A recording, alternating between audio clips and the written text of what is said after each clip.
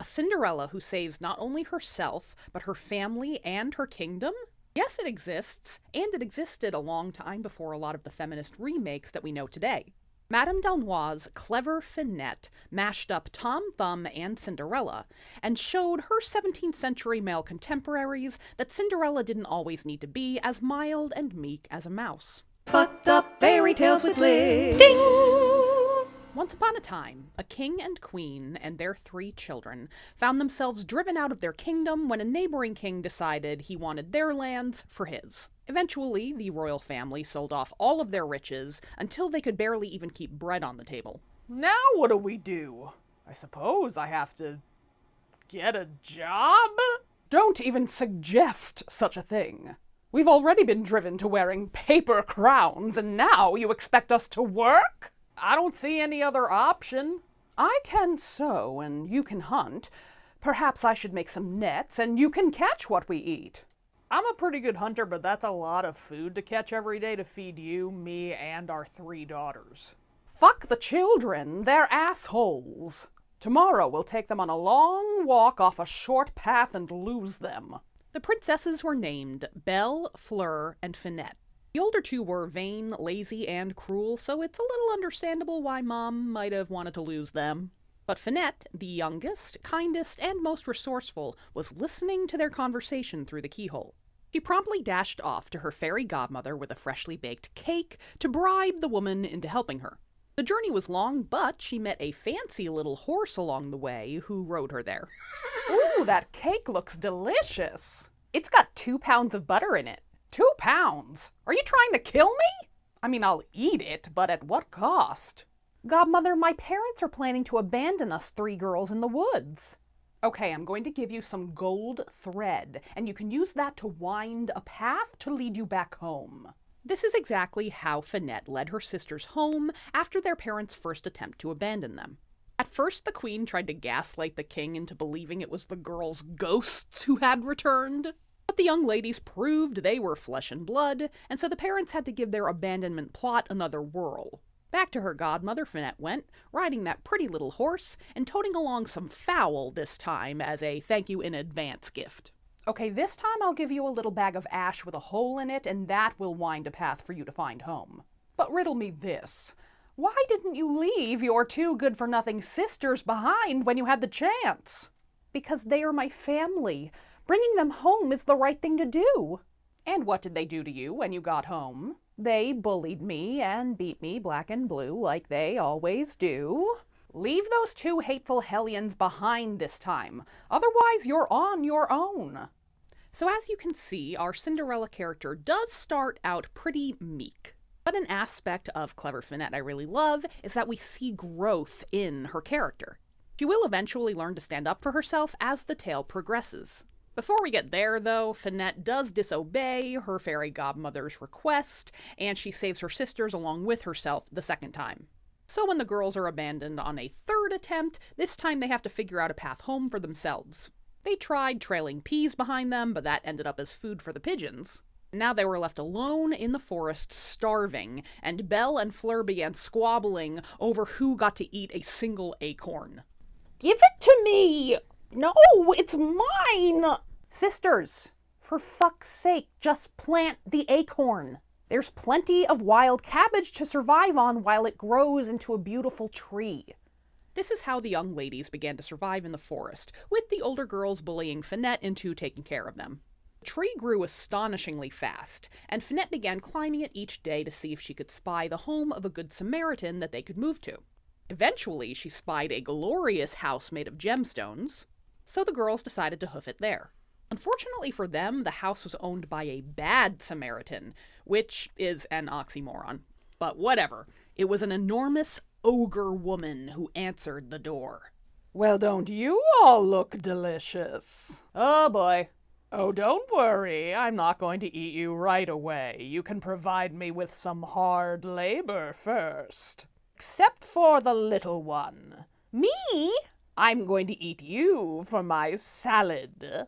The girls tried to run away, but the ogre woman was enormous, and she scooped all 3 of them up with one armful. She popped the girls in a closed barrel so she could prepare her vinaigrette for her Finette salad course. But then her husband came home, and he was 6 times as tall as she was, and they began to squabble over who would get to eat the girls.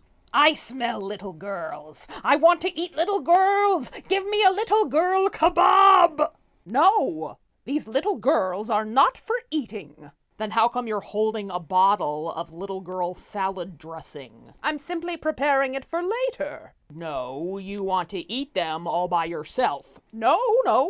I want to take advantage of their youth first. Look around you. This house is in terrible condition. And so am I. I haven't had a haircut or a manicure in ages. Let's have these young ladies clean the house up a bit and maybe primp me up a bit so we can enjoy a proper date night when we finally dine on them. Yes, do that. We are incredible bakers. I am a world-renowned esthetician. I can clean this place until it sparkles from top to bottom. The ogres took the bait and put the girls to work. First, the husband had them start baking because his belly was growling. And for some reason, he really grilled Finette about her baking technique. I like to imagine that he was mansplaining baking to her, which leads to his eventual demise. If you're such a great baker, how do you know when the oven's hot enough? I simply load it with butter, and then I taste the butter to see if the oven's preheated. Well, go ahead, do it. Show me. Taste the butter.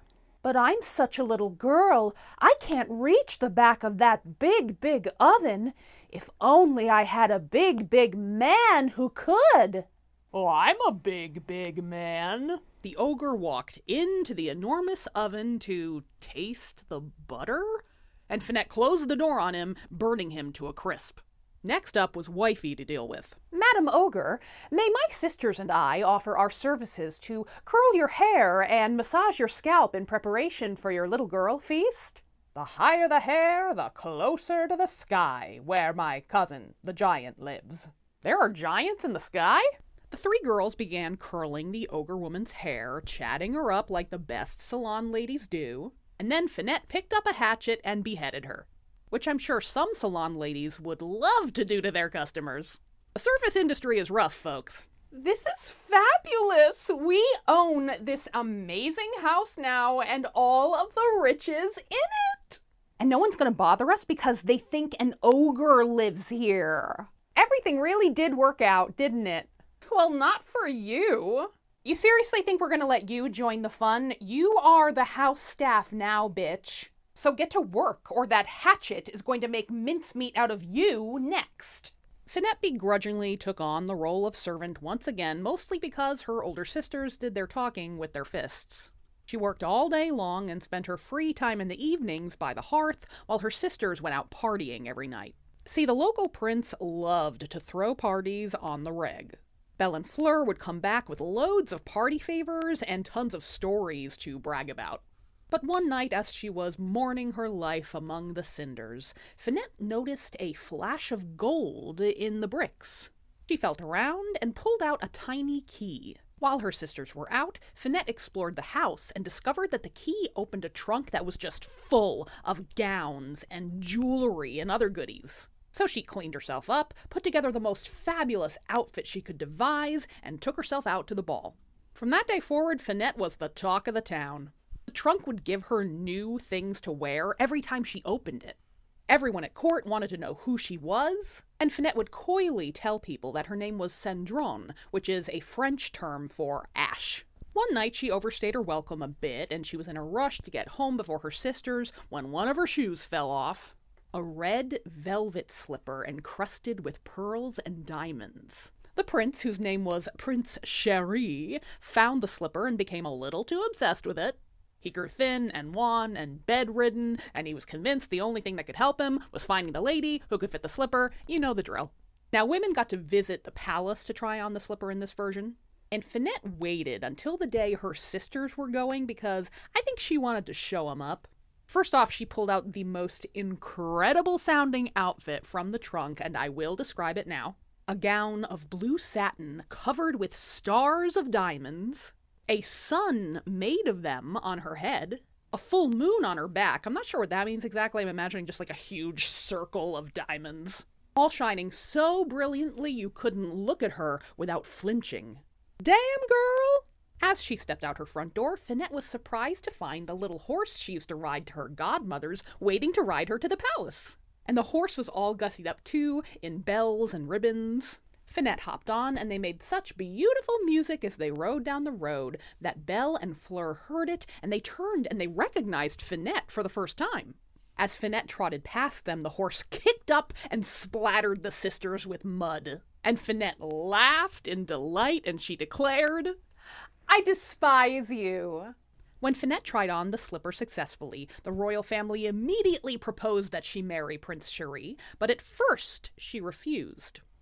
I cannot agree to this marriage before I have my say. It may not surprise you to learn that I was born of royal blood. But what you may find surprising is that my kingdom was conquered and my family ruined by the very same king and queen who so eagerly wished to see me marry their son. That's right. That's called a plot twist, motherfuckers. Your Majesties, if you wish to see marriage between myself and your son, then I insist you restore my family's rights to our kingdom. The prince's parents met her demands, and Finette's family was restored to their kingdom and their former glory. Her sisters were forgiven, her parents were forgiven, everybody was forgiven! And that is how Cinderella saved herself, saved her family, and saved her kingdom. The end. I'm pretty sure I got this as a request, but I can't figure out who requested it, so thank you, whoever you are. If you enjoyed this fairy tale, you'll likely enjoy other French fairy tales of this era, which I have tagged in the caption. And I have a whole bunch more on my Patreon podcast that you can listen to, so you must check that out. Thanks for watching. I'll see you for the next fucked up fairy tale. Friends, if you are in the Providence, Rhode Island area, I have set a date for my very first Fucked Up Fairy Tales live show. I would love for you to mark it off on your calendar. And here you can see some ways to support my work.